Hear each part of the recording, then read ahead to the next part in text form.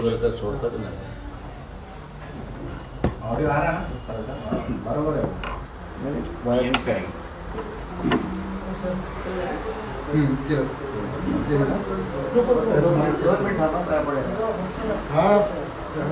Tension नहीं TV 9 के लिए रुकने का. टीवी 9 पहला हकदार है, पाटिल का साथ छोड़े नहीं उन्होंने. पहला हकदार है टीवी 9, ईमानदार का साथ.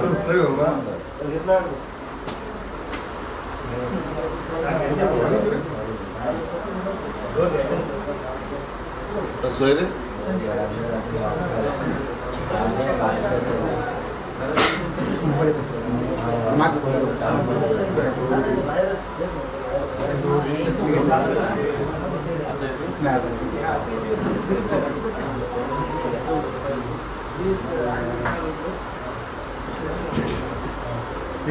दादा आले का टीवी नाही की आता पण मशीनच्या आजकाल आलं ट्रॅव्हल सर्व्हिस आलं हो दिलाय आउट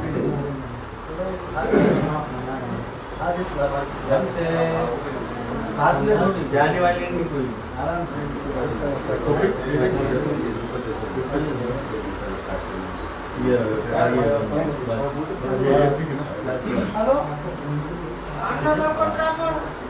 कंपनी का ऑर्डर दिली का रे ट्रायपॉड.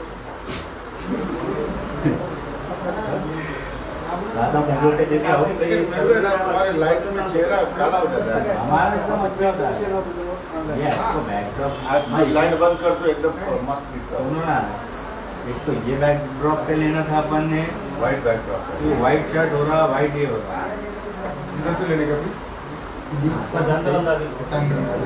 फिर एक चेयर मंगाना पड़ेगा. कब लेगा.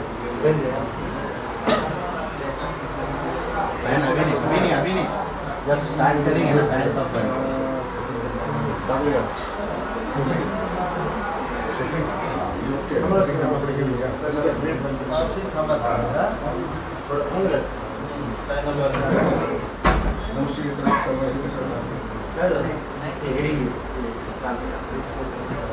कोडवाडे दादा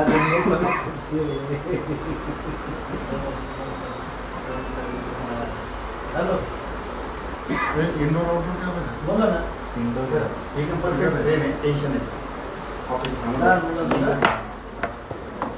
ब्लैक शूज लेडीज सर ये किधर है. हां तो डाल ले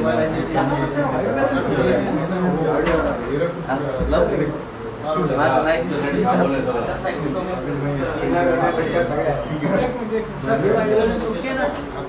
ये ओके ना वाइट में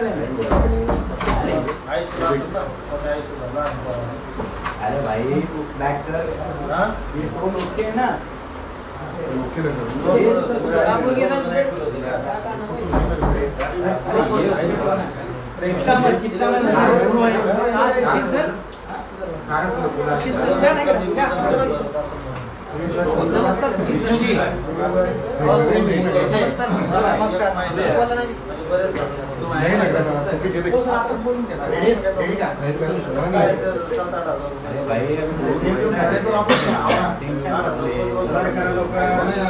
चला रोल करायचं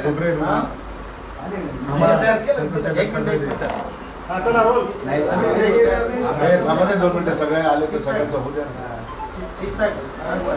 चांगलं आहे सचिन बडे बोलतोय. दादा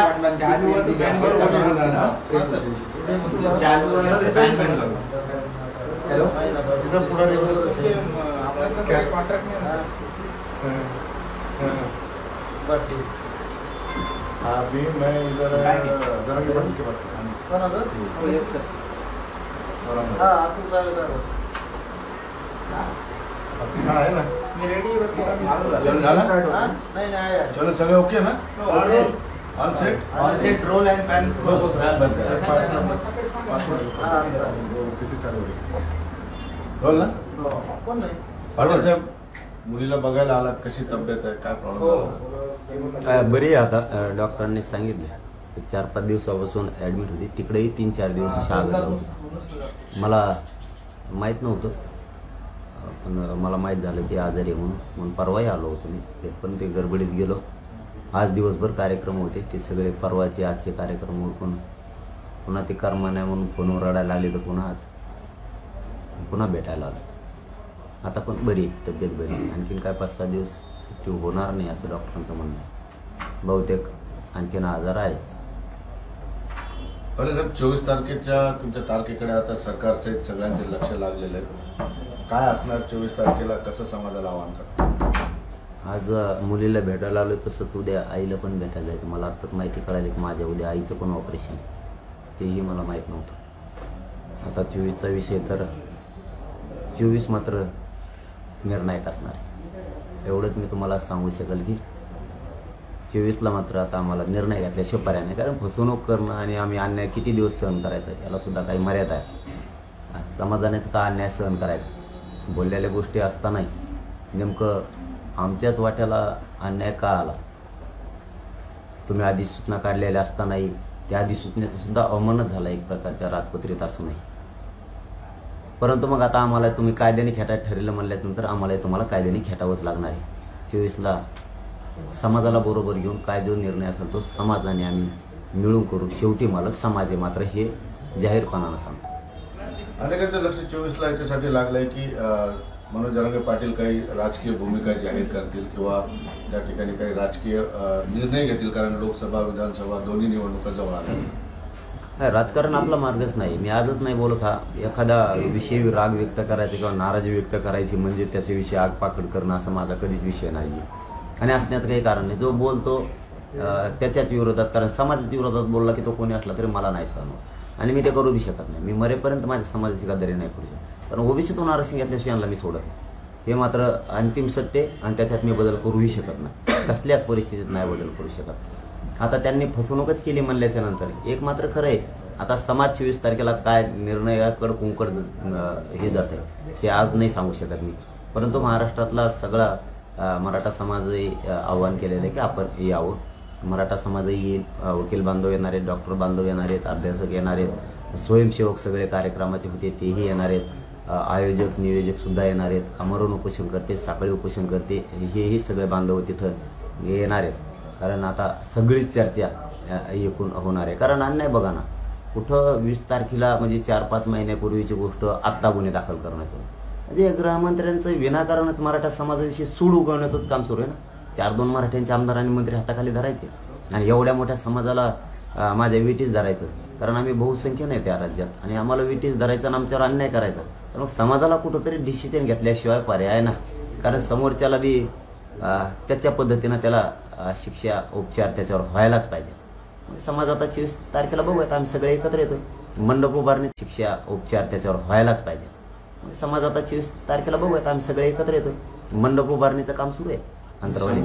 समाजात शब्द पुढे नाही, पण समाजानं जर भूमिका घ्यायला लावलं तुम्हाला काय राजकीय तर तुम्ही मागे हटणार नाही ना. माझा नाही दादा मार्ग, राजकारण मार्ग नाही, मी त्याच्यावरती ठाम राहणार आहे. पण समाजाला कुठंतरी एवढा मोठा अन्याय, एवढा मोठा संख्येनं समाज असताना सहन करणंही शक्य नाही.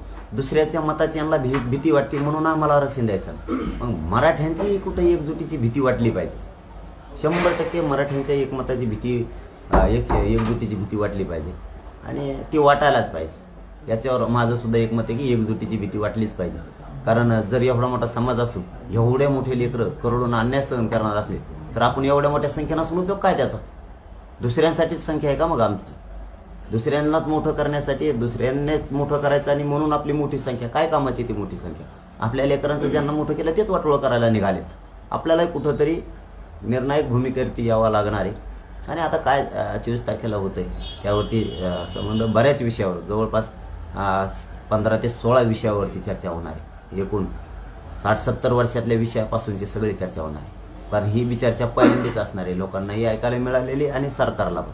सरकारनं सुद्धा काय आता बघा ना, तुम्ही कालपर्यंत गुन्हे मागत म्हणजे एकीकडून मुख्यमंत्री साहेबांनी घोषणा करायची गुन्हे मागे घेतले आणि इकडून गुन्हे दाखल करणं सुरू आहे कालपासून पुन्हा. हे काय, तुम्ही सर्टिफिकेट जे होते नोंदी मिळाले ते सर्टिफिकेट सुद्धा द्यायचे बंद केले. ही कुठली भूमिका आहे तुमची?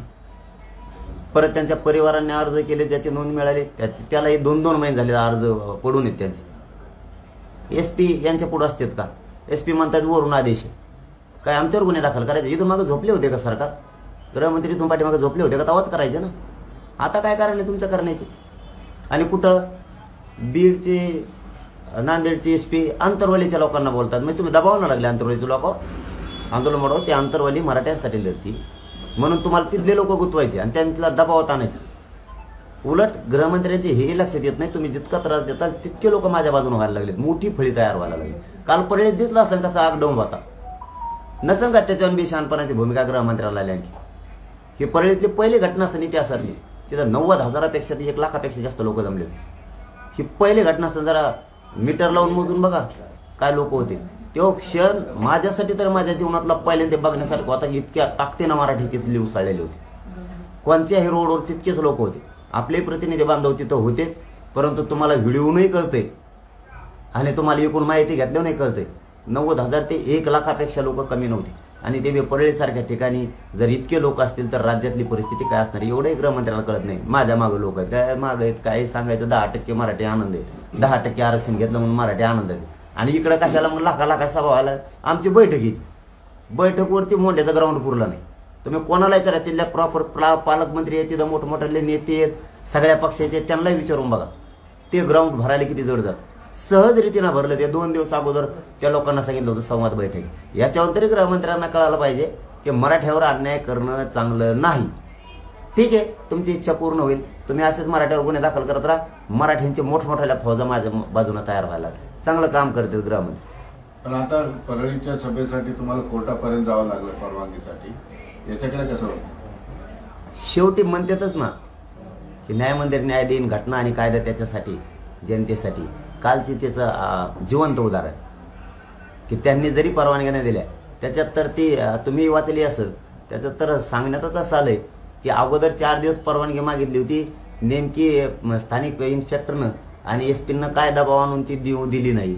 म्हणजे तुमचा असा अंदाजा होता का की 4 दिवसांना आचारसंहिता लागलेली, मग आचारसंहितेच्या नावाखाली मग देऊ नका, असे डाव होते का? म्हणजे पोलिसांनी सुद्धा गृहमंत्र्यांचा ऐकून डाव खेळायचा. आता पोलिसाला तर आम्ही दोष देत नाही, गृहमंत्र्यांनी ते डाव खेळायचा. मान्य न्यायालयाने सांगितलं असं नाही करू शकत तुम्ही. कोणाला अंतरवली तर तेच केलं, मंडप उचलून टाका, अमका करा. आम्ही लोकशाहीच्या मार्गानं कायद्याचे नियम पाळून आंदोलन चालवत आहे. ते कसं काय उचलणार तुम्ही मंडप? त्या मंडपला काय दुरीला घातलं देणार नाही मी. तुमचे नियम पाळून आम्ही करणार. आदर्श आचारसंहितेचे नियम आम्ही पाळतो.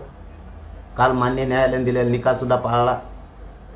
काल ते म्हणले तसंच आम्ही कालही बोललो.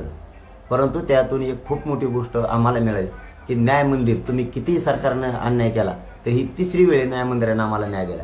मंडपही उचलू देणार नाहीत, उचलता येणार नाही. तिथलं साखळी उपोषण, आमरण उपोषण तुम्हाला हटवता येणार नाही, हे न्यायालयाने सांगितलं. तर हे त्यांचं तेच चालू आहे. मग शेवटी आता इतका अन्याय होत असताना मराठ्यांनाच विचार करायला लागणार. आणि याच्या पलीकडचं सांगतो, मराठी तर विचार करणारच आणि मराठी झुंजही देणार आहेत. परंतु छोट्या छोट्या जाती ज्या या राज्यात आहेत त्यांनी मात्र सावध होणं गरजेचं आहे. आमचं बघू, एवढा मोठा समुदाय असताना जर सरकार इतका अन्याय करू शकतं तर 12 बलुतेदार, OBC बांधव, बौद्ध बांधव, मुस्लिम बांधव यांचं काय? यांनी सुद्धा सावध होणं खूप गरजेचं आहे की ते दडपण आणू शकते. हे सावध होणं खूप जनतेला गरज आहे.